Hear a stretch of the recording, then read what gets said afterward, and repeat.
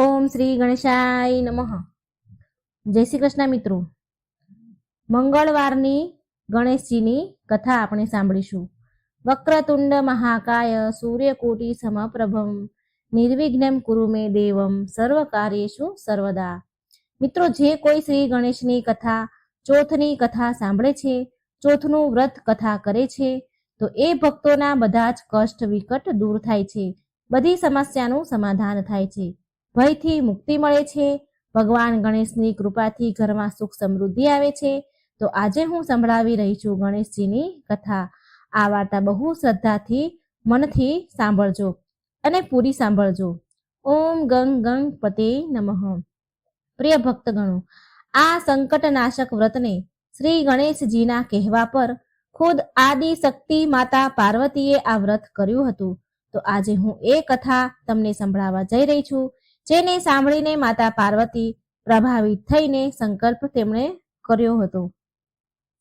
ઓમ ગણાધિપતે નમઃ. એકવાર બધા જ ઋષિ મુનિઓ, ઋષિગણોએ ભગવાન સ્કંદને કહ્યું હતું કે હે ભગવાન, અમારા મનુષ્યના કલ્યાણ માટે કોઈ એવી વ્રત વિધિ અને કથા સંભળાવવા ઈચ્છીએ છીએ કે જે કરવાથી અને સાંભળવાથી વ્યક્તિનું કલ્યાણ થાય છે. એવી કોઈ કથા સંભળાવો. હે ભગવાન, દરિદ્રતા, શોક, કોઢ આદિથી વિકલાંગ, શત્રુઓથી હેરાન, રાજ્યથી નિષ્કાસિત થયેલા રાજા, સદાય દુઃખી રહેવા વાળા લોકો, ધનહીન, બધા જ ઉપદ્રવથી પીડિત, સંતાનહીન, વિદ્યાહીન, ઘરથી નીકાળેલા, રોગી અને પોતાના કલ્યાણ માટેની કામના કરવા વાળા લોકોને શું ઉપાય કરવો જોઈએ અને એમનું કલ્યાણ થાય અને એના ઉપરાંત તેના કષ્ટોનું નિવારણ થાય, એવો તમે કોઈ ઉપાય જણાવો, એ કહો. સ્વામી કાર્તિકીજીએ કહ્યું કે હે ઋષિઓ, તમે જે પ્રશ્ન કર્યો છે એના નિવારણ માટે તમને એક શુભ ફળદાયક કથા અને નિયમ સંભળાવું છું. આ વ્રત કરવાથી પૃથ્વીના સમસ્ત પ્રાણી સંકટોથી મુક્ત થઈ જાય છે. આ વ્રત રાજ મહાપુણ્યકારી અને વ્યક્તિને સફળતા આપનારું છે. જો આ વ્રત મહિલાઓ કરે અને તેને સંતાન તથા સૌભાગ્યની વૃદ્ધિ આપનાર છે. આ વ્રત ધર્મરાજ યુધિષ્ઠિરે કર્યું હતું. પૂર્વકાળમાં રાજ્યથી વિહીન થઈને તેના ભાઈઓના સાથે જ્યારે ધર્મરાજા વનમાં ચાલ્યા ગયા હતા, તો એ વનવાસ કાળમાં ભગવાન શ્રી કૃષ્ણએ કહ્યું હતું કે યુધિષ્ઠિર, તેના કષ્ટો સમાપ્ત કેવી રીતે થાય એ પ્રશ્ન શ્રી કૃષ્ણને પૂછ્યો હતો યુધિષ્ઠિરે. એટલે એ કથા તમે સાંભળો જે શ્રી કૃષ્ણએ કહી હતી. યુધિષ્ઠિરે પૂછ્યું હતું કે હે પુરુષોત્તમ, એવો કોઈ ઉપાય છે જેનાથી અમે તમામ કષ્ટમાંથી મુક્ત થઈ શકીએ? હે ગદાધર, તમે સર્વજ્ઞ છો, અમને લોકોને કોઈ પણ પ્રકારનું કષ્ટ ન થાય એવો ઉપાય કહો. એટલે કાર્તિકીજી કહે છે કે ધૈર્યવાન યુધિષ્ઠિર વિનમ્ર ભાવથી હાથ જોડીને વારંવાર એના કષ્ટના નિવારણને ઉપાય પૂછે છે. તો ભગવાન શ્રી કૃષ્ણ બોલ્યા, હે રાજન, સંપૂર્ણ કામ પૂરી કરવા વાળું, સર્વ મનોકામના પૂરું કરનારું એક મોટું ગુપ્ત વ્રત છે. હે યુધિષ્ઠિર, આ વ્રતના સંબંધમાં મેં આજ સુધી કોઈને કહ્યું નથી. પ્રાચીન કાળની સતયુગની આ વાત છે કે પર્વતરાજ હિમાલયની સુંદર કન્યા પાર્વતીજીને શંકર ભગવાનને પતિ રૂપમાં પ્રાપ્ત કરવા માટે ઘોર વનમાં જઈને કઠોર તપસ્યા કરી, પરંતુ ભગવાન શિવ પ્રસન્ન થયા નહીં, પ્રગટ ન થયા. ત્યારે શૈલપુત્રી પાર્વતીજીએ આદિ કાળથી વિદ્યમાન શ્રી ગણેશનું સ્મરણ કર્યું. ગણેશજીને એ જ ક્ષણે પ્રગટ થયેલા જોઈને મા પાર્વતીજીએ પૂછ્યું કે મેં કઠોર, દુર્લભ અને લોમહર્ષક તપસ્યા કરી, પરંતુ મારા પ્રિય ભગવાન શિવને પ્રાપ્ત ન કરી શકી હું. હે કષ્ટ વિનાશક દિવ્ય વ્રત નારદજીએ કહ્યું હતું, તમારું જ વ્રત છે, એ જ પ્રાચીન વ્રત તમે મને કહો. પાર્વતીજીની વાત સાંભળીને તત્કાળ સિદ્ધિદાતા ગણેશ કષ્ટ વિનાશક વ્રતનું પ્રેમથી વર્ણન કરવા લાગ્યા. ગણેશજી બોલ્યા, હે માં, અત્યંત પુણ્યકારી, અત્યંત ફળદાયી કષ્ટનાશક વ્રત કરો. આ વ્રત કરવાથી તમારી બધી જ આકાંક્ષા પૂરી થશે અને જે વ્યક્તિ આ વ્રત કરશે એને પણ સફળતા મળશે. માટે તમે પણ આને શ્રદ્ધા ભક્તિથી સાંભળો. પૂર્વકાળમાં કૌશલ દેશમાં દેવદત્ત નામના એક વિખ્યાત બ્રાહ્મણ રહેતા હતા.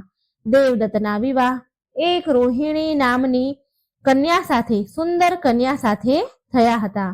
પરંતુ અનેક વર્ષ વીતી ગયા પછી પણ દેવદત્તને કોઈ સંતાન ન થયા. આ કારણથી એ સદાય દુઃખી રહેતા હતા. એકવાર દેવદત્તના હૃદયમાં પુત્રેષ્ઠી યજ્ઞ કરવાનો વિચાર આવ્યો. જોકે દેવદત્ત શ્રી ગણેશના અનન્ય ભક્ત હતા, છતાં પણ તેને મનમાં વ્રત કરવાનું નક્કી કરી લીધું. તેણે તરત જ તામસા નદીના તટ પર યજ્ઞ મંડપનું નિર્માણ કરાવ્યું. યજ્ઞ સંપન્ન કરાવવા માટે દેવદત્તે સુહોત્ર યજ્ઞ, વલ્લગ્ય, બૃહસ્પતિ, પેલ, ગુભીલ વગેરે ઋષિઓને આમંત્રણ આપ્યું. નિશ્ચિત સમયે યજ્ઞ શુભ પ્રારંભ કર્યો. યજ્ઞ વેદી પર ઋષિ ગોભીલે સામવેદનું ગાન કરતા રથ મંત્રનું ઉચ્ચારણ કરી રહ્યા હતા. ત્યારે મંત્ર ઉચ્ચારણ કરતા એનો સ્વર ભંગ થઈ ગયો. એટલે દેવદત્ત ગોભીલ ઋષિ મુનિ પર દેવદત્ત બહુ ક્રોધે થયા અને બોલ્યા કે હે મુનિવર, તમે બહુ જ્ઞાની છો. હું આ પુત્ર પ્રાપ્તિ માટે હવન કરાવી રહ્યો છું અને તમે આ યજ્ઞમાં સ્વરહીન મંત્રોનું ઉચ્ચારણ કરી દીધું. તમારા જેવા જ્ઞાની ઋષિને આ શોભા નથી આપતું. દેવદત્તના કટુ વચન સાંભળીને ગોભીલ ઋષિ ક્રોધિત થયા અને બોલ્યા, હે દુષ્ટ, પ્રત્યેક પ્રાણીના શરીરમાં શ્વાસ આવતા જતા રહે છે. સ્વર ભંગ થવાનું આનું જ પરિણામ છે. આમાં કોઈનો દોષ નથી હોતો. તે કઈ વિચાર્યા વિના જ કટુ વચન કહી દીધા. માટે હું તને શ્રાપ આપું છું કે તારા ઘરે ઉત્પન્ન થવા વાળો પુત્ર મહામૂર્ખ અને હઠીલો હશે. ગોભીલ ઋષિના શ્રાપથી દેવદત્ત ભયભીત થઈ ગયો અને ક્ષમા માંગતા બોલ્યો કે હે ઋષિવર, મારા અપરાધને માફ કરો. પુત્રના અભાવમાં હું અત્યંત વિચલિત થઈ ગયો હતો. હું અજ્ઞાની એ ભૂલી ગયો હતો કે યજ્ઞમાં આવેલા ઋષિગણ સાક્ષાત દેવ સ્વરૂપ હોય છે. ઋષિવર, મારા પર દયા કરો. મૂર્ખ પ્રાણીનું આ સંસારમાં કોઈ અસ્તિત્વ નથી હોતું. જીવનમાં એને જ્ઞાન, માન, સન્માન, ધન અને વૈભવ ક્યારેય પ્રાપ્ત નથી થતું. હે મુનિવર, તમે તો મહાન તપસ્વી છો. અજ્ઞાનીઓને ઉદ્ધાર કરવા વાળા છો. એ જ તમારું કાર્ય છે. કૃપા કરી તમે મારું પણ આ શ્રાપનું નિવારણ કરો. કોઈ ઉપાય બતાવો. આમ બોલીને દેવદત્ત ગોભીલ ઋષિના ચરણોમાં પડીને તેના આંસુથી તેના ચરણ ધોવા લાગ્યા. દેવદત્તની નિર્મળ પ્રાર્થનાથી ગોભીલ મુનિનો ગુસ્સો શાંત થઈ ગયો અને એ બોલ્યા, વત્સ, મુખથી નીકળેલા વચન ક્યારેય પાછા નથી આવતા. જે મેં તને શ્રાપ દીધો છે એ તો સિદ્ધ થઈને જ રહેશે. પણ હું તને એ આશીર્વાદ આપું છું કે તારો પુત્ર મહામૂર્ખ હોવા છતાં પણ વિદ્વાન થશે. ઋષિથી આ વરદાન મેળવી દેવદત્ત બહુ પ્રસન્ન થયા. પછી યજ્ઞ પૂરો કરવામાં આવ્યો. ત્યાં ઉપસ્થિત ઋષિ મુનિ વિધિપૂર્વક કાર્ય કરી વિદાય થયા. હવે ઋષિવર ગોભીલ જતા સમયે દેવદત્તને કહે છે કે હે બ્રાહ્મણ, તું મારા દ્વારા બતાવેલ વિઘ્ન વિનાશક વ્રત કરો અને એના પ્રભાવથી તારો પુત્ર જ્ઞાની થશે અને એ વિકલાંગમાંથી સુયોગ્ય થશે. હે બ્રાહ્મણ, શ્રાવણ માસ કૃષ્ણ પક્ષની ગજાનન સંકષ્ટી ચતુર્થીનું તું વ્રત કરજે. આ વ્રત કરવાથી બધા રીતના કાર્ય સિદ્ધ થશે. વિકલાંગ તથા કષ્ટ રોગી મુક્ત થઈ જશે. આમ કહીને ગોભીલ ઋષિ ત્યાંથી ચાલ્યા ગયા. થોડા સમય પછી યજ્ઞના ફળના રૂપમાં બ્રાહ્મણની પત્ની રોહિણી નક્ષત્રમાં જ સુંદર બાળકને જન્મ આપ્યો. મનોરથ સિદ્ધ થવા પર દેવદત્તે નિર્ધનને ધન અને વસ્ત્રના દાન કર્યા. એ બાળકનું નામ ઉતથ્ય રાખવામાં આવ્યું. થોડો મોટો થયો ઉતથ્ય એટલે એની શિક્ષા પ્રારંભ થઈ. ગુરુ ઉતથ્યને ભણાવવા લાગ્યા, પરંતુ ઉતથ્ય એક પણ શબ્દનું ઉચ્ચારણ કરી શક્યો નહીં. આવી રીતે 12 વર્ષ વીતી ગયા. ઉતથ્ય પહેલાની જેમ જ મૂર્ખ રહ્યો.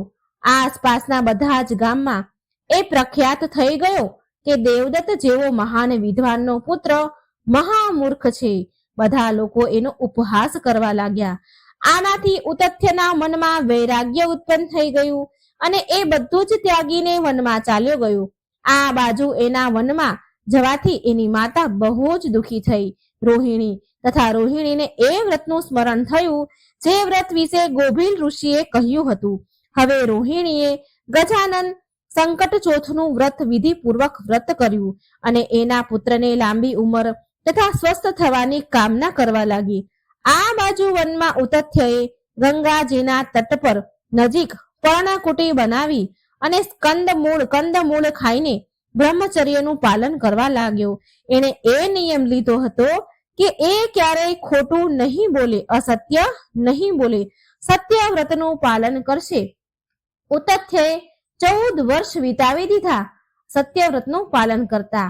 આ 14 વર્ષમાં એણે ન કોઈ ઉપવાસ કર્યા કે ન કોઈ મંત્ર જાપ કર્યા અથવા તો ન કોઈ વિદ્યા પ્રાપ્ત કરી, પરંતુ આ વાત ચારે બાજુ ફેલાઈ ગઈ કે ઋષિ મુનિ ઉતથ્ય સત્યવ્રતનું પાલન કરે છે. એમના મુખથી નીકળેલ વાણી મિથ્યા થતી નથી.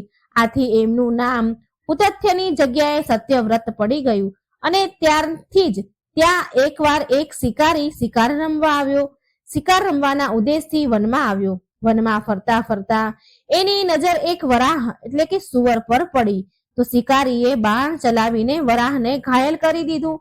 બાણ વાગવાથી વરાહ ભયભીત થઈને એના પ્રાણ બચાવવા માટે ઉતથ્યની કુટિયાની નજીક ઝાડીઓમાં છુપાઈ ગયું. ઘાયલ વરાહને જોઈને ઉતથ્યનું હૃદય દયાથી ભરાઈ ગયું. એના ફળ સ્વરૂપ તેના મુખથી અઈ શબ્દનું ઉચ્ચારણ થયું. ઉતથ્યએ આ શાશ્વત બીજ મંત્ર ન ક્યારે સાંભળ્યો હતો કે ન ક્યારે એનું ઉચ્ચારણ કર્યું હતું. આ અઈ બીજ મંત્ર અજાણતા જ એના મુખેથી નીકળી ગયું. આ બીજ મંત્રના ઉચ્ચારણ માત્રથી ભગવતી જગદંબા પ્રસન્ન થઈ ગયા અને તેમણે માએ ઉતથ્યને દુર્લભ વિદ્યા પ્રદાન કરી તથા શ્રી ગણેશ અને મા જગદંબાની કૃપાથી મૂર્ખ ઉતથ્ય પળભરમાં બધી જ વિદ્યાનો જ્ઞાતા થઈ ગયો. ત્યારે વરાહનો પીછો કરતા એ શિકારી ત્યાં આવી ગયો. શિકારીએ જોયું કે સામે ઉતથ્ય ઋષિ મુનિ આસન પર બેઠા છે. શિકારીએ માથું ઝુકાવીને ઉતથ્ય મુનિને પ્રણામ કર્યા અને તેને વરાહ વિશે પૂછ્યું. ઉતથ્ય તો ધર્મ સંકટમાં ફસાઈ ગયા. તેણે વિચાર્યું કે જો હું સાચું કહીશ તો શિકારી વરાહને મારી નાખશે અને જો હું અસત્ય બોલીશ તો મારું અસત્ય વ્રત તૂટી જશે. અંતમાં જ્ઞાની ઉતથ્ય બોલ્યા કે હે વ્યાત, મેં જે આંખોથી જોયું છે એ બોલી નથી શકતી અને જીભા બોલી શકે છે તો એને વરાહને જોયો નથી, માટે હું તારા પ્રશ્નનો ઉત્તર કયા પ્રકારે આપું? ઉતથ્યની વાત સાંભળીને શિકારી નિરાશ થઈને ત્યાંથી ચાલ્યો ગયો. ભગવતી જગદંબાની કૃપા દ્રષ્ટિ પડવાથી ઉતથ્ય વાલ્મીકીની સમાન એક મહાન કવિ અને વિદ્વાન બની ગયા. એની બુદ્ધિમત્તા ચારેય બાજુ ફેલાઈ ગઈ. યજ્ઞ અને અન્ય ધાર્મિક ઉત્સવમાં એનો યશ ગુણગાન ગાવામાં આવતા. એની કીર્તિ સાંભળી એના પિતા દેવદત્ત વનમાં ગયા અને તેને મનાવીને ઘરે પાછો લાવ્યા. શ્રાવણ માસની કૃષ્ણ પક્ષની ચતુર્થીના દિવસે ગજાનન ગણેશ ચતુર્થીનું વ્રત રાખ્યું અને ગણેશ ભગવાનની કૃપાથી મૂર્ખ ઉતથ્યને જ્ઞાન, માન, સન્માન અને વૈભવની પ્રાપ્તિ થઈ. આગળ ભગવાન શ્રી ગણેશ માતા પાર્વતીને કહે છે કે હે દેવી, આ મહાન વ્રત કરવાથી તમારી બધી આકાંક્ષા પૂરી થશે માં, અને જે વ્યક્તિ આ વ્રતને કરશે એને પણ સફળતા મળશે. ચતુર્થીની રાત્રિએ ચંદ્રોદય થાય એટલે પૂજા કરવી જોઈએ. એ દિવસે મનમાં સંકલ્પ કરવો કે જે દિવસે ચંદ્રોદય નહીં થાય ત્યાં સુધી હું નિરાહાર વ્રત રાખીશ. પહેલા ગણેશ પૂજા કરીશ અને પછી જ ભોજન કરીશ, આવો નિર્ણય લેવો જોઈએ. ત્યાર પછી સફેદ તલથી જળથી સ્નાન કરવું, મારું પૂજન કરવું. જો સામર્થ્ય હોય તો પ્રતિ માસ સુવર્ણની મૂર્તિનું પૂજન કરવું. પોતાની શક્તિ અનુસાર સોના, ચાંદી, તાંબુ અથવા માટીના કળશમાં જળ ભરીને એના ઉપર શ્રી ગણેશની મૂર્તિ સ્થાપિત કરવી. મૂર્તિ કળશ પર વસ્ત્ર પાથરીને એમાં અષ્ટદળ કમળની આકૃતિ બનાવી ત્યાર પછી વિધિ વિધાનથી ભક્તિપૂર્વક પૂજા કરવી. મૂર્તિમાં ધ્યાન ધરીને કહો કે હે લંબોદર, 4 ભુજાવાળા, ત્રિનેત્રવાળા, લાલ રંગવાળા, હે નીલ વર્ણવાળા, સૌભાગ્યના ભંડાર, પ્રસન્ન મુખવાળા ગણેશજી, હું તમારું ધ્યાન કરું છું. હે ગજાનંદ, હું તમારું આહ્વાન કરું છું. હે વિઘ્નરાજ, હું તમને પ્રણામ કરું છું, તમને પ્રણામ કરું છું. આ આસન છે તમારું. હે લંબોદર, આ તમારા માટે છે. હે શંકર સુવન, આ તમારા માટે અર્ધ્ય છે, આ તમારા માટે છે. હે ઉમાપુત્ર, આ તમારા માટે સ્નાન માટે જળ છે, એ તમારા માટે છે. હે વક્રતુંડ, આ તમારા માટે આજમનનું જળ છે. હે સુપકર્ણ, આ તમારા માટે વસ્ત્ર છે. હે શોભિલ, આ તમારા માટે યજ્ઞો પવિત્ર છે. હે ગણેશ્વર, આ તમારા માટે રોલી ચંદન છે. હે વિધિ વિનાશક, આ તમારા માટે, હે વિઘ્ન વિનાશક, તમારા માટે ફૂલ છે. હે પ્રભુ, આ તમારા માટે ધૂપ છે. હે વામન, આ તમારા માટે દીવો છે. હે સર્વદેવ, આ તમારા માટે લાડુનું નિવેદન છે, હે નિવેદ છે. હે દેવ, આ તમારા માટે ફળ છે. હે વિઘ્નહર્તા, આ તમારા માટે મારા પ્રણામ છે. પ્રણામ કર્યા બાદ ક્ષમા પ્રાર્થના કરો. આમ સર્વ ઉત્તમ વિધિથી પૂજા કરી વિવિધ પ્રસાદ બનાવી ભગવાનને ભોગ લગાવો. હે દેવી, શુદ્ધ ઘીમાં 15 લાડવા બનાવવા. સર્વપ્રથમ ભગવાનને લાડુ અર્પણ કરવા અને એમાંથી 5 લાડવા બ્રાહ્મણોને સમર્પણ કરવા. સામર્થ્ય અનુસાર દક્ષિણા આપી ચંદ્ર ઉદય થવા પર ભક્તિભાવથી અર્ધ્ય આપી 5 લાડુનું સ્વયં ભોજન કરવું અને કહો કે તમે સર્વ તિથિઓમાં સર્વોત્તમ છો, ગણેશજીની પરમ પ્રિયતમા છો. હે ચતુર્થી, મારા દ્વારા અર્ધ્યને ગ્રહણ કરો, તમને પ્રણામ છે. આમ કહી ચંદ્રને અર્ધ્ય પ્રદાન કરો. ક્ષીરસાગરથી ઉત્પન્ન હે લક્ષ્મીના ભાઈ, હે નિશાકર રોહિણી સહિત હે રાશિ, મારા દીધેલા અર્ધને ગ્રહણ કરો. હે શશી, મારા દીધેલા અર્ધને ગ્રહણ કરો. ગણેશજીને આ પ્રકારે પ્રણામ કરીને, હે લંબોદર, તમે સંપૂર્ણ ઈચ્છાને પૂરી કરનારા છો, તમને પ્રણામ છે. હે સમસ્ત વિઘ્નોના નાશક, તમે મારી બધી અભિલાષાને પૂરી કરો. ત્યાર પછી બ્રાહ્મણને પ્રાર્થના કરવી કે હે દ્વિજરાજ, તમને નમસ્કાર હો, તમે સાક્ષાત દેવ સ્વરૂપા છો. ગણેશજીની પ્રસન્નતા માટે અમે તમને લાડુ સમર્પિત કરીએ છીએ. તમે અમારો ઉદ્ધાર કરવા માટે દક્ષિણા સહિત 5 લાડુને સ્વીકાર કરો અને તમને નમસ્કાર છે. ફરી ત્યારબાદ બ્રાહ્મણને ભોજ કરાવીને ગણેશજીને પ્રાર્થના કરવી. જો આટલું બધું ન થઈ શકે, આટલી શક્તિ ન હોય તો તમારા ભાઈ બંધુ સાથે દહીં અને પૂજા નિવેદનું ભોજન કરવું. પ્રાર્થના કરવી, પ્રતિમાનું વિસર્જન કરવું અને પોતાના ગુરુને અન્ન વસ્ત્ર આદિ સાથે દાન આપવું, મૂર્તિ પણ આપવી. આ પ્રકારથી વિસર્જન કરવું. હે દેવોમાં શ્રેષ્ઠ ગણેશજી, તમે તમારા સ્થાને પ્રસ્થાન કરો અને આ વ્રતનું પૂજન ફળ આપો. ગણેશજીને આવું કહેવું. ગણેશજી બોલ્યા, હે દેવી, આ પ્રકારે જીવનભર ગણેશ ચતુર્થીનું વ્રત કરવું જોઈએ. જો જીવનભર ન થઈ શકે તો 21 વર્ષ સુધી કરવું જોઈએ. 21 વર્ષ સુધી ન થઈ શકે તો 1 વર્ષ કરવું જોઈએ 12 મહિનાનું, અને જો 12 મહિના ન થઈ શકે તો 1 મહિના માટેનું પણ વ્રત જરૂર કરવું જોઈએ. અને શ્રાવણ માસની ચતુર્થીએ ઉદ્યાપન કરવું જોઈએ. બોલો ગજાનન મહારાજની જય. ઉમાપતિ શિવ શંકરની જય. વક્રતુંડ મહાકાય સૂર્યકોટિ સમપ્રભમ નિર્વિઘ્નમ કુરુ મે દેવમ સર્વકાર્યેષુ સર્વદા. હે રીતિ સિદ્ધિના દાતા ગણપતિ દેવ, તમને ખૂબ ખૂબ નમસ્કાર.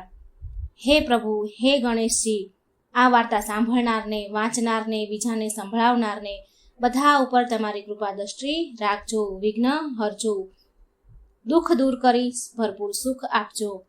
એવી મનોકામના સાથે, એવી પ્રાર્થના સાથે પ્રભુ આ વાર્તા હું કહેવા જઈ રહી છું. સૌ ભક્તોનું કલ્યાણ કરજો. શિવ પુરાણ અનુસાર એક વખત નંદી માતા પાર્વતીને આદેશ આપે છે. નંદીએ માતા પાર્વતીનો આદેશનું પાલન કરતા હતા. પાલન કરવામાં ભૂલ કરી અને ત્યારે માતાએ વિચાર્યું કે એવું કોઈ હોવું જોઈએ કે ફક્ત તેમની જ આજ્ઞાનું પાલન કરે. એટલા માટે તેમણે તેમના શરીર પર ઉપટન ઘસ્યું હતું અને પોતાના શરીરના મેલમાંથી એક બાળકનો આકાર બનાવ્યો. તેનામાં જીવ પૂર્યો હતો અને આવી રીતે ગૌરીના પુત્ર ગણેશના જન્મ થયો હતો. ત્યારબાદ જ્યારે માતા પાર્વતી સ્નાન કરી રહ્યા હતા ત્યારે તેમણે આદેશ આપ્યો કે જ્યાં સુધી તેને કહ્યું ન હોય ત્યાં સુધી કોઈને અંદર જવા દેવા નહીં. ત્યારથી એ બાળક બહાર ચોંકી કરવા લાગ્યા. આ સમય દરમિયાન જ્યારે શિવના ગણ આવ્યા ત્યારે બાળકે કોઈને અંદર જવા દીધા નહીં. એટલે ત્યારે ભગવાન શિવ સ્વયં ત્યાં પહોંચ્યા. પરંતુ બાળકે તેમણે પણ અંદર જવા દીધા નહીં અને ભગવાન શિવને રોક્યા, કેમ કે તે બાળકને જાણ ન હતી કે ભગવાન શિવ જ તેમના પિતા છે અને ભગવાન શિવને પણ જાણ ન હતી કે એ બાળક પાર્વતીજીએ જ ઉત્પન્ન કર્યો છે. અને હવે ભગવાન શિવને ગુસ્સો આવ્યો અને રોક્યા, ભગવાન શિવને અંદર જવા ન દીધા. એટલે એને ગુસ્સો આવ્યો શિવજીને અને તે બાળકને ભગવાન શિવ વચ્ચે બંને વચ્ચે યુદ્ધ થયું અને અંતે ભગવાન શિવે તો ગુસ્સામાં આવીને ક્રોધે ભરાઈને બાળકનું મસ્તક માથું શરીરથી અલગ કરી દીધું. અને તે જ સમયે જ્યારે માતા પાર્વતી બહાર આવ્યા અને આ બધું જોયું તો તેમને ખૂબ જ ગુસ્સો આવ્યો. બાળક ગણેશજીનું માથું કપાયેલું જોઈ માતા પાર્વતીએ શિવજીને કહ્યું કે તમે મારા પુત્રનું જ માથું કાપ્યું, હવે તેમને જીવિત કરો. શિવજીએ પૂછ્યું કે આ તમારો પુત્ર કેવી રીતે હોઈ શકે? અને આ પછી પાર્વતીએ ભગવાન શિવને આખી વાત કહી અને પાર્વતી થોડા ક્રોધે ભરાયા, રોષે ભરાયા અને વિલાપ કરતા હતા. એટલે પાર્વતીજીને મનાવતી વખતે શિવજીએ કહ્યું, ઠીક છે, એમાં પ્રાણ પૂરું છું, પરંતુ પ્રાણ પૂરવા માટે માથાની જરૂર પડશે. આના પર તેમને ગરુડજીને ઉત્તર દિશામાં જવાનો આદેશ આપ્યો. ગરુડજીને શિવજીએ ઉત્તર દિશામાં જવા કહ્યું કે જે પણ માતા તેમના બાળક આગળ પીઠ રાખીને સૂતી હોય તે બાળકનું માથું લઈ આવો. ગરુડજી ગયા, આમ તેમ ફરતા રહ્યા હતા. માસ જોડે બાળક હોય તો એને શોધી રહ્યા હતા. આમ તેમ ગરુડજી ભટકવા લાગ્યા, પણ તેમને એવી કોઈ માતા મળી નહીં જેની પીઠ તેમના બાળક પાસે રાખીને સૂતી હોય, કારણ કે દરેક માતા તેના બાળકની સામે જ સૂતી હોય છે. અંતે તેને એક હાથી દેખાયો. તેની હાથીના શરીરનો પ્રકાર એવો હતો કે બાળકની સામે સૂઈ શકતો ન હતો અને પછી તે હાથીનું માથું લઈને આવ્યા અને આ પછી આ શિવજીએ હાથીનું માથું જોડી દીધું અને તે જ સમયે તેનામાં પ્રાણ પૂર્યા અને ભગવાન શ્રી ગણેશમાં જીવ આવ્યો અને આ રીતે તેમનું નામ ગણેશજી પડ્યું. અને ત્યાર પછી દરેક દેવી દેવતા ભગવાન શ્રી ગણેશને આશીર્વાદ આપ્યા અને એટલામાં જ તેઓ સર્વપ્રથમ પૂજનીય બન્યા છે. કોઈ પણ કાર્યની શરૂઆતમાં ભગવાન શ્રી ગણેશની પ્રાર્થના પૂજા કરવામાં આવે છે અને ત્યાર પછી જ આપણું કોઈ પણ કાર્ય હોય છે, પૂજા હોય છે, એ કરવામાં આવે છે. આ રીતે આ વિનાયક ચતુર્થીની કથા હતી, જે ગણેશજીની બીજી કથા. એકવાર દેવી પાર્વતીએ શિવજી સાથે ચોપાટ રમવાની ઈચ્છા જગાવી. શિવજીએ ચોપાટ રમવાનું શરૂ કર્યું, પરંતુ આ રમતમાં મુશ્કેલ વાત એ હતી કે હાર જીતનો નિર્ણય કોણ કરે. તેના માટે ઘાસના ભૂસામાંથી એક બાળકની રચના કરી, તેના પ્રાણ પ્રતિષ્ઠા કરી અને કહ્યું કે તું હાર જીતનો નિર્ણય કરજે. રમત શરૂ થઈ ત્યારે શરૂઆતમાં 3 વાર માતા પાર્વતી જીત્યા, પરંતુ તે બાળકે કપટ કર્યો કે મહાદેવ જીત્યા છે. ત્યારે માતા પાર્વતી ખૂબ જ ક્રોધિત થઈ ગયા અને એ બાળકને કાદવમાં રહેવાનો શ્રાપ આપ્યો. બાળકે માફી માંગી ત્યારે પાર્વતી માતાએ કહ્યું કે એક વર્ષ પછી નાગકન્યા અહીં આવશે. તેના કહેવા પ્રમાણે શ્રી ગણેશ ચતુર્થીનું વ્રત કરવાથી તારા કષ્ટ દૂર થઈ જશે. ત્યાર પછી એ બાળકે ગણેશજીની ઉપાસના કરી અને ભગવાન શ્રી ગણેશને પ્રસન્ન કર્યા. ગણેશજીના પોતાના માતા પિતા અર્થાત શિવ પાર્વતીના દર્શન માટે કૈલાસ જવાનું વરદાન આપ્યું. તે બાળક કૈલાસ પહોંચી ગયો. માતા પાર્વતીને મનાવવા માટે શિવજીને પણ રાત દિવસ સુધી શ્રી ગણેશનું વ્રત કર્યું અને પાર્વતીને મનાવા ગયા. ત્યારબાદ માતા પાર્વતીએ પણ પિતાના પુત્રને મળવા માટે આ દિવસનું વ્રત કર્યું અને તેમની આ ઈચ્છા પૂરી થઈ. એવું માનવામાં આવે છે કે બાળક જ ભગવાન કાર્તિકેય છે. ગણેશ ચતુર્થી વ્રત કથા અહીં સમાપ્ત થઈ. કોઈ આજના દિવસે કથા સાંભળશે તેના દરેક વિઘ્નો પૂરા થશે, તેને સુખ, સમૃદ્ધિ અને સંપત્તિ મળશે. મિત્રો, શ્રી ગણેશ ભગવાનની પૌરાણિક કથાઓ આપણે બીજી પણ સાંભળીશું. આ કથાઓ સાંભળવાનું ખૂબ જ પુણ્ય છે. આપણે ગણપતિ દાદાની ડોશીમાની ખીરની એક વાર્તા સાંભળીશું. ઓમ ગંગ ગંગ ગણપતે નમઃ. એક સમયની વાત છે. એક વિમળા નામની ગરીબ સ્ત્રી રહેતી હતી. તે બહુ ઈમાનદાર અને સારા સ્વભાવની હતી, પણ કહેવાય છે ને કે પૂર્વજન્મના કર્મોના ફળ ભોગવવા જ પડે છે. તે ગરીબ સ્ત્રીના જીવનમાં બહુ અપાર દુઃખ હતા. તે સ્ત્રીનો પતિ હંમેશા બીમાર રહેતો હતો. વિમળાને 4 છોકરા હતા. ઘરની બધી જ જવાબદારી વિમળા ઉપર હતી. વિમળા બિચારી વાંસના ટોપલો અને વાંસના પંખા બનાવી વેચતી હતી. ઘણી વાર પૈસા મળે તો ખાય અને ન મળે તો ઘણીવાર ભૂખ્યા પણ સૂઈ જાય. આટલી ગરીબ પરિસ્થિતિ હતી. એકવાર વિમળા વાંસનો ટોપલો અને વાંસના પંખા વેચવા માટે ગઈ. એક શેઠની ઘરે વહેંચવા ગઈ. ત્યાં એ વિમળાએ એવી વાત સાંભળી કે ગણપતિ બાપાની પૂજા કરવાથી બધા દુઃખો દૂર થાય છે. ભલે મનુષ્યના પાછલા જન્મના કર્મો ગમે તેટલા ખરાબ કેમ ન હોય, પણ ગણેશજીની પૂજા કરવાથી મનુષ્ય ધનવાન બની જાય છે. ગણપતિજીની પૂજાનો આટલો મહિમા છે એવું સાંભળીને વિમળાએ મનમાં ને મનમાં નિર્ણય કર્યો કે ભગવાન ગણેશની પૂજા કરીશ. ગણપતિજીની મૂર્તિ લાવવા માટે વિમળા રાત દિવસ ખૂબ જ મહેનત કરી રહી હતી. કામ કરવા લાગી. બહુ મહેનત કર્યા પછી થોડા પૈસા ભેગા થયા. એટલામાં ભાદરવો મહિનો આવ્યો. વિમળા ગણેશ ઉત્સવ મનાવવા માટે મૂર્તિ લેવા માટે બજાર ગઈ. પણ વિમળાને જોઈને દુકાનદાર કહેવા લાગ્યો કે તું અછૂત છો, તું નીચી જાતિની છો, તને હું ગણેશજીની મૂર્તિ નહીં આપું. આમ એમને કહ્યું. આમ દુકાનદારે વિમળાને મૂર્તિ આપવાની ના કહી. બજારમાં 3 દુકાનો વિમળા ફરી, એક પછી એક દુકાન ફરી, પણ 3 દુકાનમાં ગઈ પણ તેને મૂર્તિ કોઈ આપી નહીં. પણ વિમળાને જોઈને દુકાનવાળા દૂર ઊભું રહેવાનું કહે કે તું જતી રહે અને મૂર્તિ આપવાનું ના કહી દે. દુકાનદારના મૂર્તિ ન આપવાના કારણે વિમળા બહુ દુઃખી થઈ. રડતી રડતી ઘરે આવી. ગણપતિજીને યાદ કરતી રહી. વિમળાએ તેની દાદી અને નાની પાસેથી એક વાર્તામાં સાંભળ્યું હતું. એવું સાંભળ્યું હતું કે બ્રહ્માંડમાં સૌથી પવિત્ર ગાયનું છાણ છે. સૌથી પવિત્ર ગાયનું છાણ માનવામાં આવે છે. એટલે વિમળાએ વિચાર કર્યો અને નિર્ણય કર્યો કે ગાયના છાણની મૂર્તિ બનાવીશ અને એ મૂર્તિની પૂજા અર્ચના કરશે. આમ નિર્ણય કરીને વિમળાએ ઘરના એક ખૂણામાં ગાયનું છાણ લીપી તૈયાર કર્યું. ત્યાં એક લાકડાનું પાટિયું મૂક્યું અને એના પર ગણેશજીની મૂર્તિની સ્થાપના કરી. હવે વિમળા પૂરી શ્રદ્ધા ભક્તિથી ગણપતિ બાપાની સેવા પૂજા અર્ચના કરતી હતી.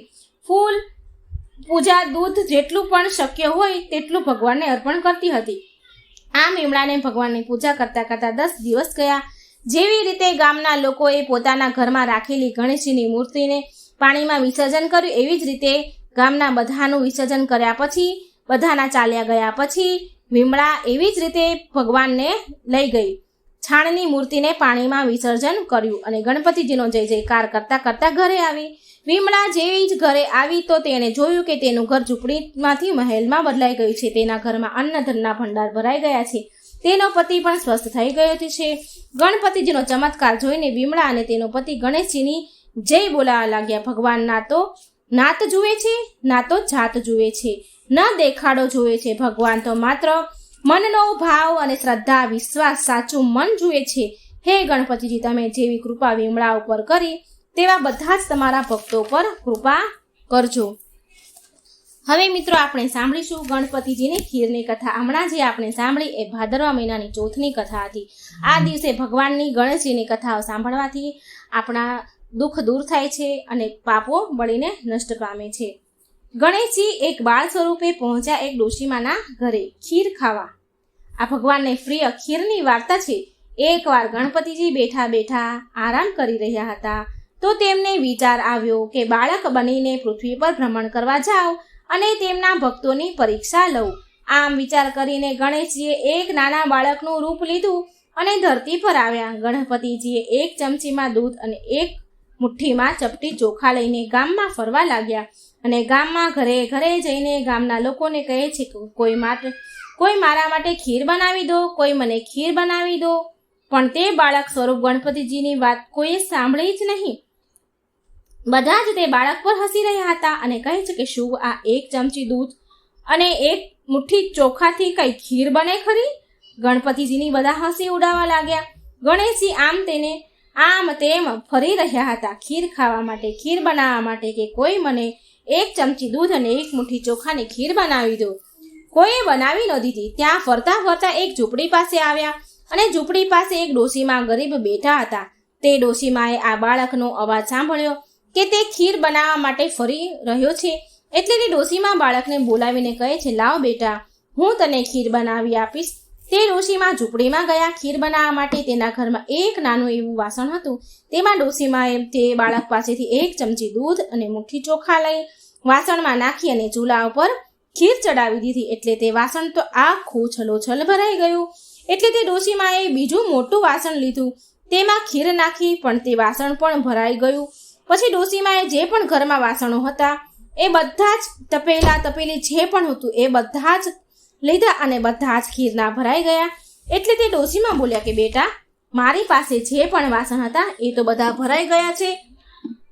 એટલે તે બાળક બોલ્યો, માં, તમે બીજા મોટા વાસણ પાડોશી પાસેથી માંગી લો. એટલે તે ડોશીમાં પાડોશીના ઘરે જઈને મોટા તપેલાઓ લઈ આવ્યા. એ બધા જ તપેલા ખીરથી છલોછલ ભરાઈ ગયા. એટલે તે ડોશીમાં બોલ્યા કે અરે બેટા, આ તો બહુ બધી ખીર બની. આટલી બધી ખીરનું શું કરીશું? તો તે બાળક બોલ્યો કે માં, તમે એવું કરો કે આખા નગરમાં ખીર ખાવાનું નોતરું આપી દો. તે ડોશીમાં જઈને પૂરા ગામમાં ખીર ખાવાનું નોતરું આપી આવ્યા. આજે બધા જ મારા ઘરે ખીર ખાવા આવું છું. આમ બધાને ગામમાં ખીરનું નોતરું આપે છે. પણ મિત્રો, તે ડોશીમાં પર બધા જ ગામના લોકો હસવા લાગ્યા. એ ડોશીની મજાક ઉડાડવા લાગ્યા કે આ ડોશી તો એટલી બધી ગરીબ છે કે બધા પાસે ખાવાનું માંગતી ફરે છે. રોજ ખાવાનું માંગવા આવે છે અને એના બદલે આજે ખીર ખાવાનું નોતરું આપવા આવી છે. આમ બધા તે ડોશીમાની મજાક ઉડાડવા લાગ્યા. અને ઘણા લોકો તો બોલ્યા કે ચાલો તેને મજાક ઉડાડવા, ચાલો તેના ઘરે ખીર ખાવા જઈએ. તે શું ખીર ખવડાવવાની હતી? આપણે ઘરેથી જમીને જઈશું, નહીં તો ભૂખ્યું જ રહેવું પડશે. તો ઘણા લોકો કહે છે કે અરે, ખાવાનું તો ઘરે આવીને પણ ખાઈ લઈશું. આજે તો આપણે જોઈએ કે આ ડોશી કેવી ખીર ખવડાવે છે આપણને. જેવી જ તે વૃદ્ધ ડોશીના ઘરે ખીર ખાવાનું નોતરું આપવા માટે ગયા તો તેની વહુએ જે ડોશીમાં ખીરનું ખાવાનું નોતરું ગામમાં આપવા ગયા હતા તો એ ડોશીમાની વહુ ઘરે હતી. તો એ ડોશીમાની વહુએ એવું વિચાર્યું, ખબર નહીં કે મારા માટે ખીર બચશે કે નહીં. મારી સાસુ તો આખા ગામમાં નોતરું આપવા ગયા છે, મારી માટે ખીર બચશે કે નહીં, શી ખબર. એટલે તેની વહુએ કાંસાની થાળીમાં ખીર નાખી અને બોલી, જય હો ગણેશ મહારાજની, તમને ભોગ લાગે. આમ બોલી તેણે ખીર ખાવાનું શરૂ કરી દીધું. તેણે ખીર ખાઈ લીધી અને પછી આખા ગામમાં બહુ બધા લોકો ખીર ખાવા આવ્યા. બધાએ પેટ ભરી ભરીને ખીર ખાધી અને જે જમીને ઘરેથી આવ્યા હતા તે લોકો તો બહુ પછતાયા. જ્યારે બધા ખીર ખાઈને ચાલ્યા ગયા તો વૃદ્ધ ડોશીમાં બોલ્યા કે ચાલ બેટા, હવે આપણે પણ ખીર ખાઈ લઈએ. ત્યારે એ બાળક બોલે છે, ભગવાન ગણપતિ દાદા બાળ સ્વરૂપમાં હતા. એટલે એ બોલ્યા, હે માં, મને તો ભોગ લગાવી દીધો છે, મેં તો ખીર ખાઈ લીધી છે. ત્યારે તે વૃદ્ધ ડોશીએ કહ્યું કે બેટા, તે ક્યારે ખીર ખાઈ લીધી? મેં તો તને ખીર ખાતા જોયો નહીં. ત્યારે બાળક ગણેશ કહે છે, માં, જ્યારે તમારી વહુ સૌથી પહેલા કાંસાની થાળીમાં ખીર લઈને બેઠી હતી ખાવા, તો તેણે કહ્યું હતું કે જય હો ગણેશજીની, તમને ખીરનો ભોગ લાગે. મેં ત્યારે જ ખીર ખાઈ લીધી. ત્યારે તે વૃદ્ધ ડોશી બોલ્યા કે બેટા, તું ગણેશજી છો? ત્યારે તે બાળક બોલે છે, હા માં, હું ગણેશ જ છું. આ સાંભળીને વૃદ્ધ ડોશીમાં તો બહુ ખુશ થયા. ગણેશજીએ તેને ખૂબ આશીર્વાદ આપ્યા અને તેને ત્યાંથી જતા જતા ગણેશજીએ તેની ઝૂંપડી ઉપર પાટું મારતા ગયા અને એનાથી તેને ત્યાં એક મોટો મહેલ બની ગયો. નોકર ચાકર આવી ગયા, ધન અન્નના ભંડાર ભરાઈ ગયા. હે ગણપતિ દાદા, જેવા તમે તે વૃદ્ધ ડોશીમા ઉપર કૃપા કરી તેવી તમારા બધા જ ભક્તો ઉપર, તમારી કથા સાંભળનાર, વાર્તા સાંભળનાર પર બધા જ પર કૃપા કરજો. વિઘ્ન હરજો, સંકટ દૂર કરજો, સુખ આપજો. ગણપતિ મહારાજ શંકર ભગવાન અને મા પાર્વતીના પુત્ર કાર્તિક સ્વામીના ભાઈ છે. ઉંદરનું વાહન છે રિદ્ધિ સિદ્ધિ, તેમને વરેલી છે. કોઈ પણ સારો પ્રસંગ હોય, ધાર્મિક પ્રસંગ હોય તો ગણપતિ મહારાજની પહેલી પૂજા કરવી પડે. રીજે તો લાડુ આપે અને ખીજે તો સૂંઢ ફટકારે. આવા આ ગણપતિ મહારાજ સર્વ દેવોમાં આ એક જ દેવ આવા કે પોતાના હાથમાં શસ્ત્ર રાખે નહીં પરંતુ લાડુ રાખે. એક દિવસ ગણપતિજી દેવલોકમાં કૈલાસ જતા હતા. એવામાં જ્યાં ચંદ્રની પાસેથી નીકળ્યા કે ચંદ્ર ગણેશજીનું આવું સ્વરૂપ જોઈને ખી ખી ખી હસવા લાગ્યા અને બોલ્યા, વાહ ભાઈ વાહ, મોટું પેટ અને લાંબી સૂંઢ. આમ ચંદ્ર મશ્કરીમાં બોલ્યા અને ફરીથી હસવા લાગ્યા. પરંતુ ગણપતિ મહારાજ કંઈ બોલ્યા નહીં અને આગળ ચાલવા લાગ્યા. ત્યાં તો પેલો ચંદ્ર ફરીથી મશ્કરી કરવા લાગ્યા અને હસવા લાગ્યા અને બોલ્યા, એ દુંદાળા દેવ, આમ ઉંદરની સવારીએ ઠચુક જાઓ છો, તે ક્યારે કૈલાસ ઉપર પહોંચશો? લ્યો કોઈ ઝડપી વાહન આપો. ગણપતિજી આ વખત પણ શાંત રહ્યા. ટીખળીએ ચડેલા ચંદ્ર પોતાના વિવેક ચૂકી ગયા. વાણી કડવી વખ જેવી થઈ અને બુદ્ધિહીન થઈને બોલ્યા, બહાર તો આવા દેખાવ છો એ તો જાણ્યું, પરંતુ બોલતા પણ નથી. તે શું મૂંગા પણ છો તમે? આટલું સાંભળતા જ ગણપતિજીની આંખો તો લાલચોળ થઈ ગઈ. એમને થયું હવે હદ થાય છે. આ ચંદ્ર પોતાના રૂપમાં અભિમાનમાં છકેલો, હવે તેને શિક્ષા કરવી જ પડશે. આમ વિચારી ગણપતિજી મહારાજ ક્રોધે ભરાઈને બોલ્યા, હે ચંદ્ર, તું તારા રૂપના અભિમાનમાં છકેલો છું, પણ યાદ રાખ, મારો તને શ્રાપ છે કે આજે ભાદરવા સુદ ચોથના દિવસે ત્રણેય લોકમાં વસનારા સર્વ કોઈ તારી સામે નહીં જુએ, અને કદાચ જોશે તો તે મહા મુશ્કેલીમાં આવી પડશે. સાપ સાંભળતા ચંદ્રનો ગર્વ ઓગળી ગયો. તેને થયું, અરર, આ તો મારાથી અવિવેક થઈ ગયો. અભિમાનમાં વાણીનો સંયમ પણ રહ્યો નહીં કે કાંપવા લાગ્યો. અને જ્યાં ગણપતિજીની સામે કંઈ કહેવા જાય તો જુએ છે કે ગણપતિજી તો ક્યારનાય આગળ નીકળી ગયા છે. ચંદ્રને પસ્તાવો થવા લાગ્યા. પણ હવે થાય શું? ચંદ્રને એવી ભોઠપ લાગી કે તે છુપાઈ ગયા અને અંધકાર છવાયો. અને અચાનક અંધકાર છવાવાથી ભારે અંધાધૂંધી ફેલાઈ. દેવો પણ ગભરાયા અને તેઓ ભેગા થઈને ભગવાન પાસે ગયા કે મહારાજ ચંદ્રના શાપનું નિવારણ કહો. ભગવાન કહે છે, દેવતાઓ સાંભળો, આ તો ગણેશજીનો શ્રાપ છે, માટે તેમના સિવાય શાપનું નિવારણ કોઈ બતાવી શકે નહીં. માટે આપ સર્વ ગણપતિજી પાસે જાઓ. વળી ગણપતિજી તમારા ઉપર ખુશ થાય તેવો રસ્તો પણ હું બતાવું છું, તે સાંભળો. તમે બધા ચંદ્ર પાસે જઈને એને કહેજો કે ભાદરવો માસ બેસે એટલે સુદ એકમની સુદ ચોથ સુધી ગણેશજીના ચોથનું વ્રત કરે. અને એ વ્રતની વિધિ આ પ્રમાણે છે. સૌ પ્રથમ ગણપતિજીની સોનાની મૂર્તિ બનાવવાની. જો સોનાની ન બનાવો તો સ્થિતિ પ્રમાણે કોઈ પણ ધાતુની બનાવવાની. અને એ પણ શક્ય ન હોય તો ગણપતિજીની છબી લેવી. પછી એકમથી ચોથમાં જે દિવસ શુભ હોય તે દિવસે સારા ચોઘડિયામાં ગણપતિજીની સ્થાપના કરવી. પછી તેનું પૂજન કરવું, લાડુનું નૈવેદ્ય ધરાવવું. પછી વાજતે ગાજતે એ દિવસે સાંજે ગણપતિજીની મૂર્તિને જળમાં પધરાવી. એ દિવસે બ્રાહ્મણોને જમાડવા, દાન કરવું. આમ કરવાથી ગણપતિજી મહારાજની કૃપા ચંદ્ર ઉપર થશે. ગણપતિજી મહારાજ તેના ઉપર પ્રસન્ન થશે અને તેના શાપનું નિવારણ થશે.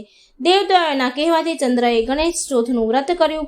વિધિ પ્રમાણે વ્રત કર્યું અને ગણેશજીને તેના ઉપર પ્રસન્ન થયા. ચંદ્રએ ગણપતિની ક્ષમા માંગી. ત્યારે ગણેશજીએ તેમના ઉપર કૃપા કરીને કહ્યું કે હે ચંદ્ર, તું મારા શાપમાંથી મુક્ત તો નહીં જ થાય, પરંતુ તે મારું વ્રત કરીશ, તેથી હું તારા પર પ્રસન્ન થયો છું અને તેથી હું તને આપેલા શ્રાપ હળવો બનાવું છું. આજથી જે મનુષ્ય ભાદરવો સુદ બીજના ચંદ્રનું દર્શન કરીને પછી સુદ ચોથના દર્શન કરશે તો તેને કોઈ પણ જાતની મુશ્કેલીઓ નહીં આવે. પણ ફક્ત સુદ ચોથના દિવસે જો દર્શન કરશે તો તેને મુશ્કેલીઓ આવ્યા વગર નહીં રહે. અને આજ પછી ભાદરવા સુદ ચોથના દિવસે વિધિપૂર્વક જે કોઈ મારું વ્રત કરશે તેના ઉપર હું પ્રસન્ન રહીશ અને તેના સંકટનું નિવારણ કરીશ. હે ગણપતિ મહારાજ, આપનું વ્રત કરનારને, સાંભળનારને, કથા સાંભળનારને આપ જેવા ફળ્યા તેવા સૌને ફળજો. બોલો ગણપતિ દાદા મહારાજની જય. ગજાનંદ ગણપતિની જય. જય શ્રી ગણેશ.